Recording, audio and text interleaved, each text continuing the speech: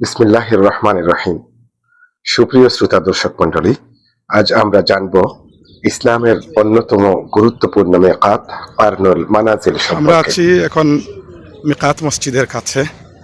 এটা হলো মিকাত কারনুল মানাজিল। গুরুত্বপূর্ণ যে 5টি মিকাত আছে হজ এবং উমরার জন্য, যেখানে ইহরাম বাঁধতে হয়, গুরুত্বপূর্ণ 5টির মধ্যে এটি তৃতীয় নাম্বার হবে আর কি। কারনুল মানাজিল, যা বর্তমানে আস-সাইলুল কাবির নামে অধিক পরিচিত, হজ ও উমরা পালনকারীদের জন্য নির্ধারিত 5টি মিকাতের একটি। নবী করিম সাল্লাল্লাহু আলাইহি ওয়াসাল্লাম নাজদ অঞ্চলের অধিবাসীদের জন্য এই স্থানটিকে মিকাত হিসাবে নির্ধারণ করেছিলেন।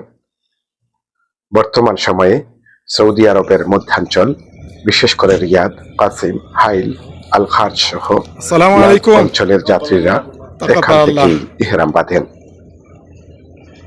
এছাড়া সড়ক পথে আগত কাতার, সংযুক্ত আরব আমিরাত, ওমান, বাহরাইন এবং অনেক ক্ষেত্রে কুয়েতের যাত্রীরাও এই মিকাত অতিক্রম করে ইহরাম পরিধান করেন।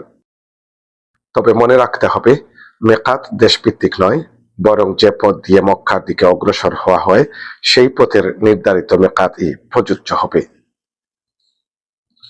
কারনুল মানাজিলে একটি বিশাল মসজিদ, অজুখানা, গোসলখানা এবং ইহরাম পরিধানের সুব্যবস্থা রয়েছে।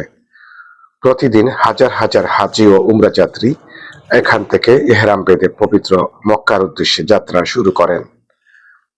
হজ বা উমরার নিয়তকারী ব্যক্তির জন্য মিকাত অতিক্রম করার আগে অথবা মিকাত থেকেই ইহরাম বাঁধা ওয়াজিব। ইহরাম ছাড়া মিকাত অতিক্রম করা শরীয়তের বিধানের পরিপন্থী। তাই প্রত্যেক মুসলিমের উচিত মিকাতে পৌঁছার আগেই প্রস্তুতি সম্পন্ন করা এবং তালবিয়া পাঠ করে আল্লাহর দরবারে আত্মসমর্পণের এই মহান সফর শুরু করা। কারনুল মানাজিল কেবল একটি স্থান নয়, এটি আল্লাহর ডাকে সাড়া দেওয়ার এক ঐতিহাসিক ও বরকতময় সীমারেখা। এখান থেকেই লক্ষ লক্ষ মুমিনের কণ্ঠে ধ্বনিত হয়, লাব্বাইক আল্লাহুম্মা লাব্বাইক, লাব্বাইক লা শারিকা লাকা লাব্বাইক।